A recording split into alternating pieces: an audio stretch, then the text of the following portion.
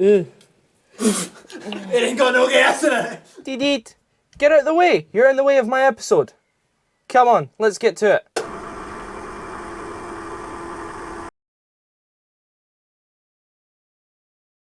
Right, welcome to episode 1 of the Moggy build. This is my 1965 Morris Minor 1000. There's quite a long story with this, so we'll get into that a little bit later. But for the time being, hopefully with this episode we get this started, probably fit a prop shaft, and do something about the brakes. And once we do that, possibly the brakes, we'll take it on a wee test drive before we start stripping this down for a full restoration. But first off, let's get going. Right, so probably wondering, why am I holding a nice shiny carburetor? You'll see why in a future episode. Pretty much ahead of time, I've taken off the carburetor, I've vapor blasted it and done a full refurb on it with all new hardware. Now, the first goal is actually to get this running, because before I start doing any work with this, since it's been stood since the 80s pretty much without running, I want to make sure that the engine runs alright. Now, unfortunately, I would have liked to start it on the original carb where it wasn't refurbed, but it was in such a state, the bowl was pretty much full of gunk, varnish if you'd like, that the carb just had to be done before we done anything else. I've went ahead and checked all the oil. Oil's okay, it's between the safe lines. So we're going to get this on. We're going to figure out if it's got any spark, if any of the valves are stuck. Probably pour something down the cylinders while we're at it, just to make sure all the piston rings are nice and lubricated before we go ahead and turn this over. We do know it's not locked up because I do have a hand crank, and I did give it a little bit of a whirl.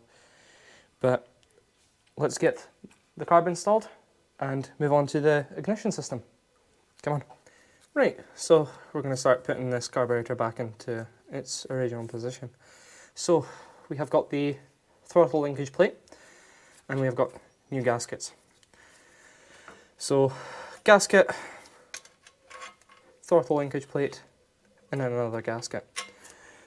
This is followed by the carburetor, and then we've got washers and nuts.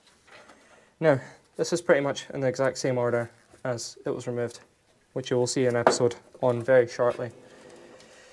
We will worry about the linkages at a later date, as they're not really too needed.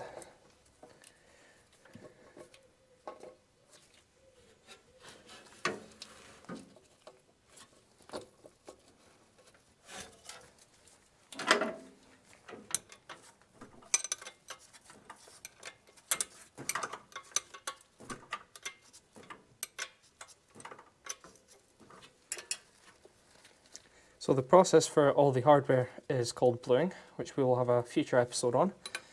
And with that, it pretty much adds a very small layer of oxide, which is what the black is. And unfortunately, because of that, the threads are a little tiny bit tighter, but that's not an issue here.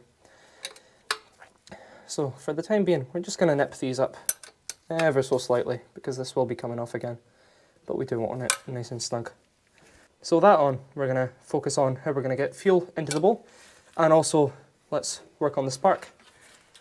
So with these older style vehicles, they're quite easy, and you don't really need the key to get them started. All you do need is a little bit of wire, some rod, a screwdriver, just to bridge the starter solenoid here, and also probably a voltmeter. So we're going to check if the ignition coil is still alright after sitting for so long. We're going to go check the points on the distributor, which is just down here, and then we're going to check if there's any sparklage coming from the distributor through to the leads. Now, before I do that, I do want to pretty much blow off all the dirt from the spark plugs, get them out, give them a wee clean with a map gas and on the wire wheel. So I'll get you around on this side and we'll get the spark plugs out. Right, so to get started, we're going to check the oil. I think that's kind of the most important thing. So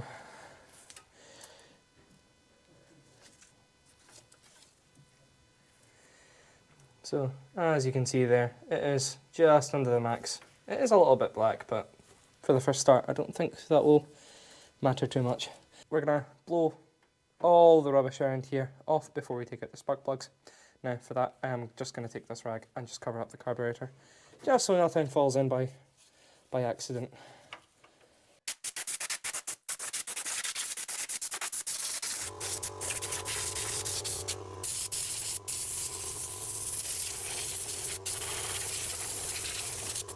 Right, so since we've got everything nicely blown out, there's no debris that can fall down into the spark plug holes.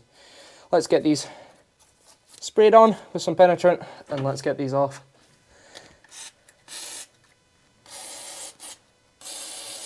Now I'm going to leave this just for a little minute to kind of hopefully loosen it up so it doesn't actually damage anything. Right, so we've let that sit for 5 minutes. Let's get these off. Well, number 1 was loose, which is not a very good sign, but it should be alright. So was number 2. Okay, well, 2 out of 4 are loose, so... Oh geez. Off to a good start, I guess. Okay, well, unnecessarily soaked them in that case. When I got this car, nothing was done until now. That is, if it'll focus, there you go. That's number 4. So we'll give these a nice clean on the wire wheel. We'll burn off any carbon. And we're also just gonna, I'm just gonna spray some WD-40 because I don't actually have anything else. Usually what I would do is I would actually recommend acetone and ATF fluid, automatic gearbox fluid. Just let it sit even overnight just to get in between the piston rings. So we can actually tell a lot from the spark plugs and how this engine ran. So we have got number 1 and number 4. So how number 2 is very white, that just pretty much means it was running a little bit leaner than the rest. Number 3 is actually probably the leanest, which tells me either, well yeah, the spark plug has a huge gap. I don't know if you're going to be able to see that very well. Nah, it's not going to focus. But the gap is pretty big and the electrode tip is a little bit worn. So we're going to get these gapped, cleaned up, and hopefully these will be as good as new.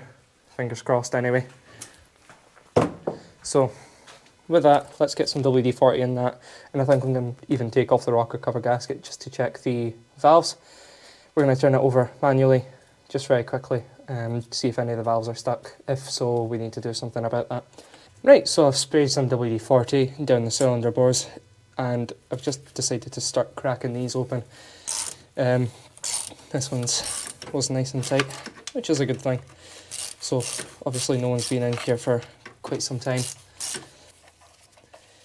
This one was just the same, but this one's thread seems quite nicer. It's actually coming out quite easy, I would say. Now, this engine was actually turned over by hand quite a few times by me, just to make sure that, you know, everything felt alright, so I'm not going to be surprised if it might be just a little bit wet. Oil pump primed up and sent some oil. But then again, this car has not started in, well, since the 80s pretty much. So it's going to be interesting to see.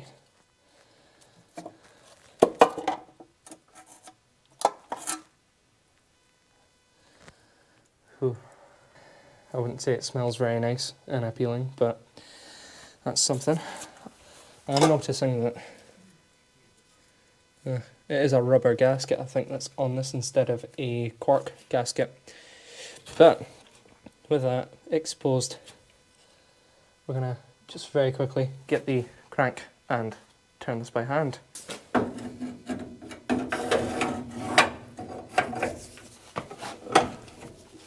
So let's go by cylinder.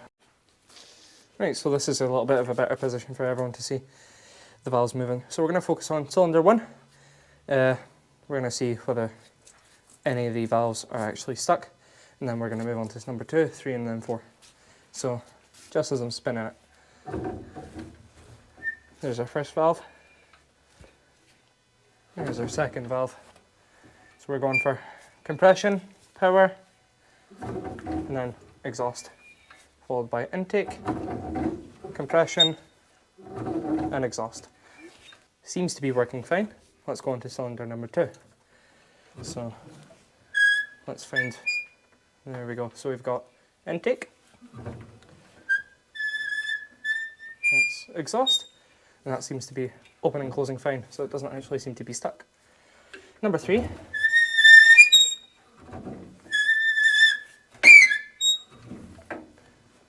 Seem to be the same, nice and free.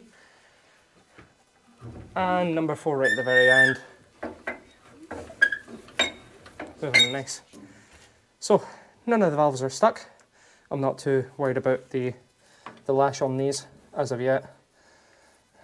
So this one seems a little bit excessive, but again, this engine will be going under a full restoration, so we're going to see where this gets us. So I'm going to pop this cover back on, clean up the spark plugs, reinstall them, and we can go into the ignition system.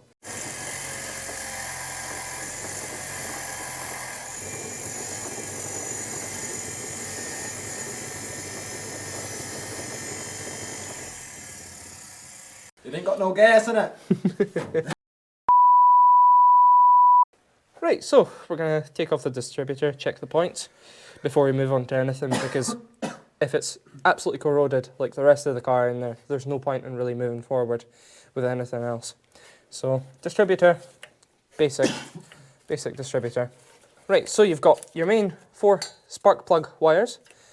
These connect up to the spark plugs, and then you've got your main supply going into the distributor, which this just goes into the coil pack.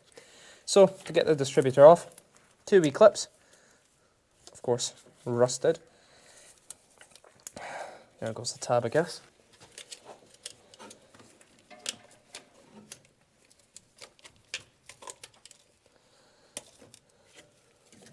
And then there should be also another one just underneath.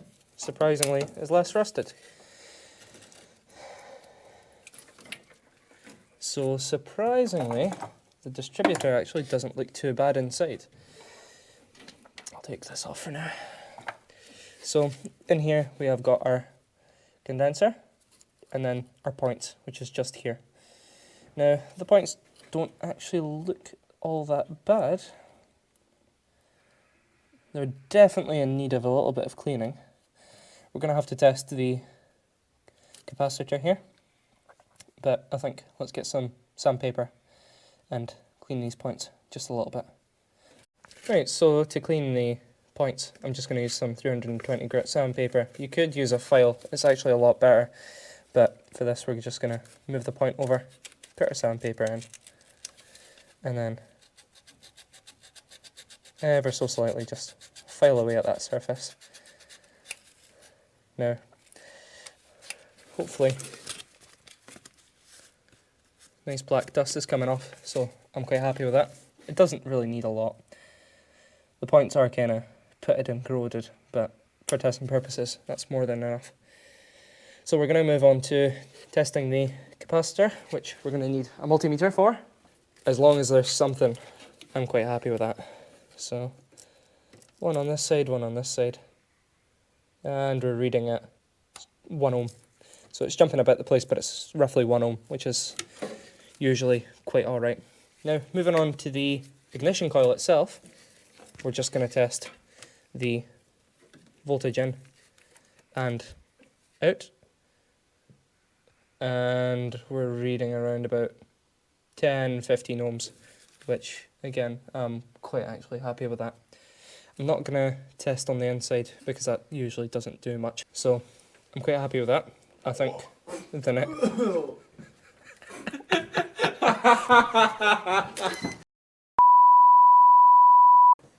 Right, so since our capacitor is tested alright and our ignition coil is tested okay for testing purposes, of course, I'm going to leave them for now. I'm going to move on to the distributor. So here we have our spinny majig. As you can see, just in the centre there, that's where the point of contact from the actual ignition coil is.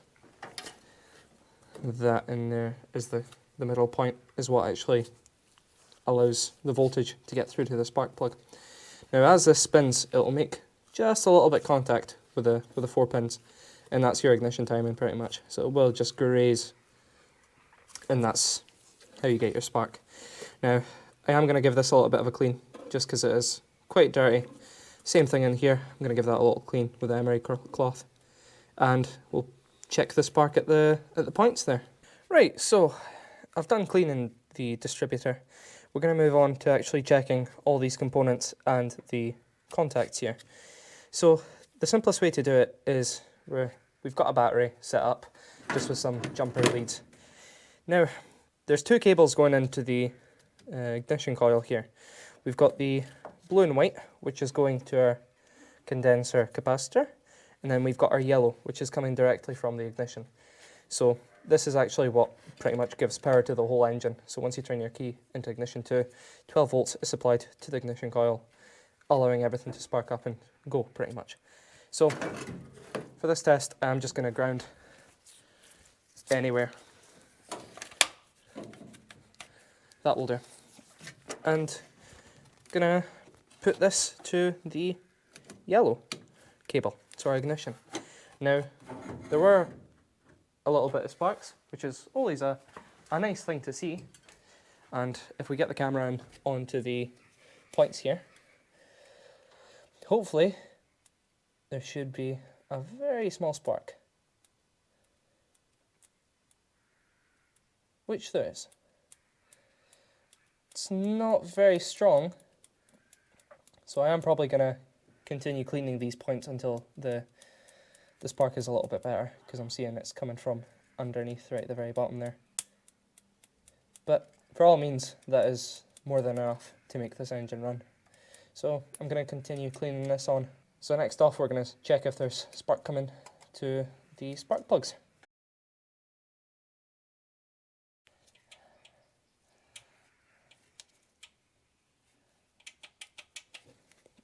And the distributor itself. So I did figure out in which order this is meant to fire, since it was all pretty much disconnected. So starting from the right side from the black cable, lower is 1, upper is 2, going down to lower, which is 3, and upper, which is 4.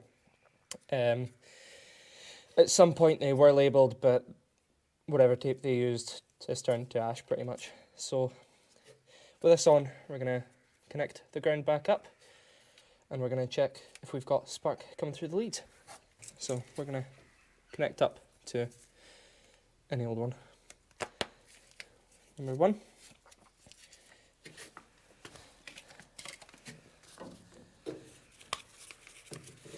Now we're going to connect up back to where we were.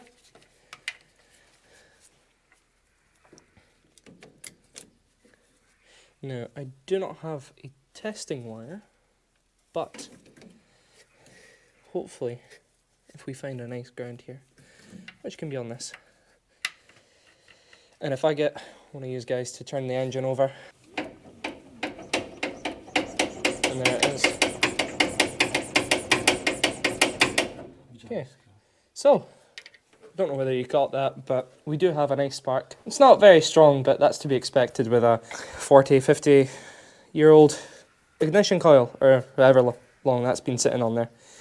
So let's figure out how we're going to get fuel into this now, and hopefully then we can try the starter and see where that takes us.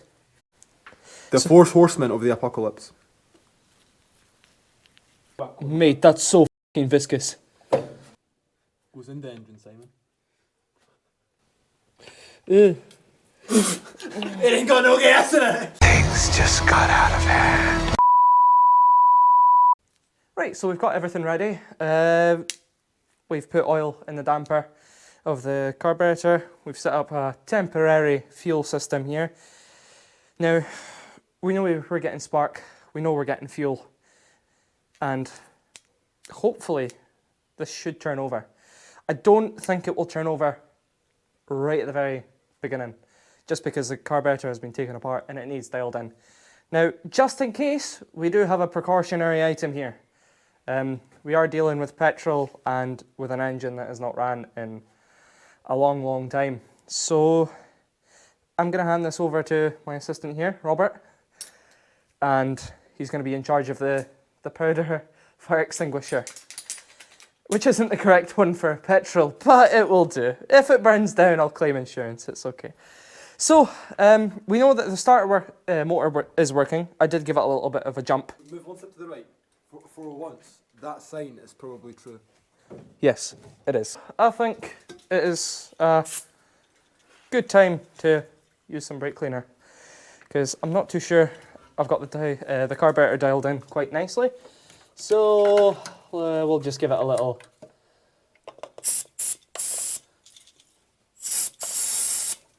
spurts here and there. Right, so we've got everything hooked up. We've got our fuel. I've put oil in the dampener.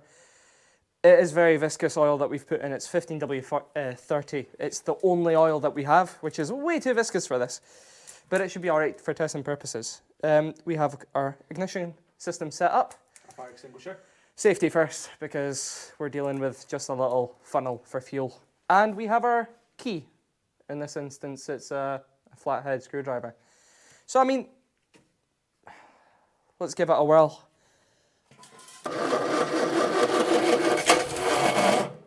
Oh.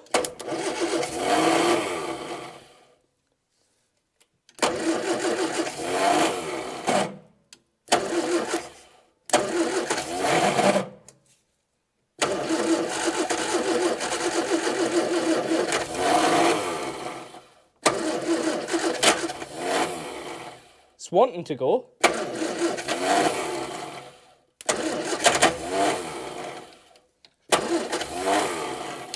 So the noise that you're hearing when it starts to rev up is pretty much the engine has fired and has exceeded the speed of the starter motor.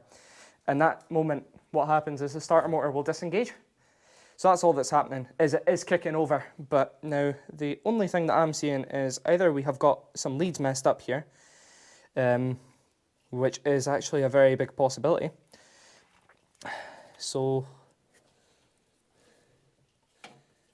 I'm going to change these two around, see if that does anything, because if it decides to start a little bit better, then these two are wrong as well. So let's try again.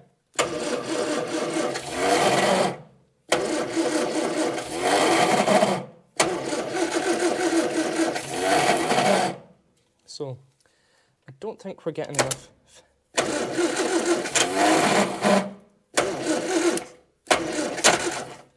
It's trying. It is definitely trying its hardest.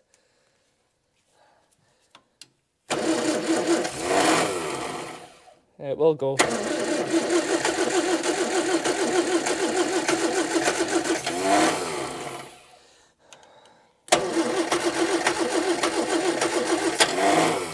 Right, so these are definitely in the wrong. I can hear it firing in the wrong order. So we are getting somewhere. So this is the correct one. I'm just thinking there's not enough fuel.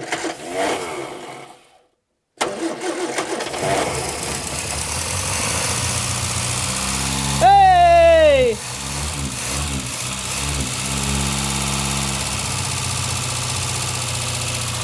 Hey!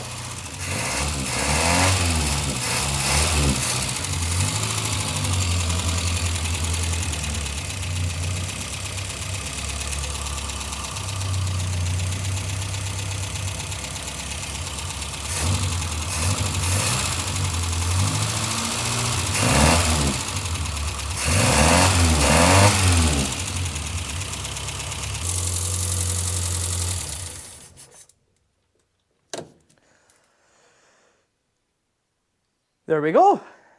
It's official start after 40. over 40 years. I'm quite chuffed. There's definitely a lot more adjustment with the carburetor that's needing done. People make bad choices if they're mad or scared or stressed.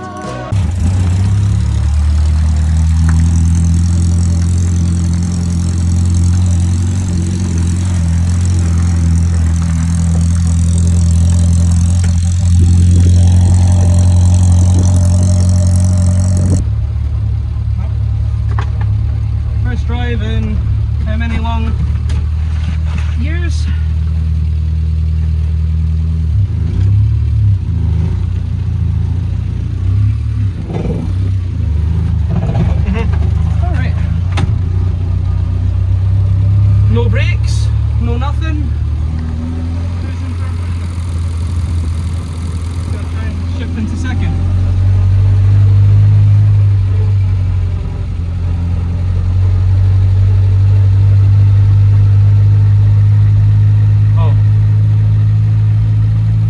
closed, which is not good.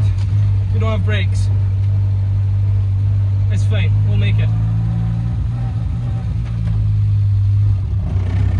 Second, here we go.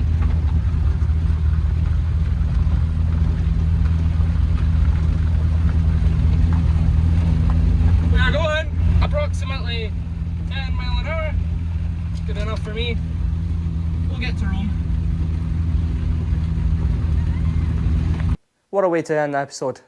A Morris Minor that has been sitting for well over 40 years has its heart beating again. So I think that's good enough for today. Welcome to... Are we done?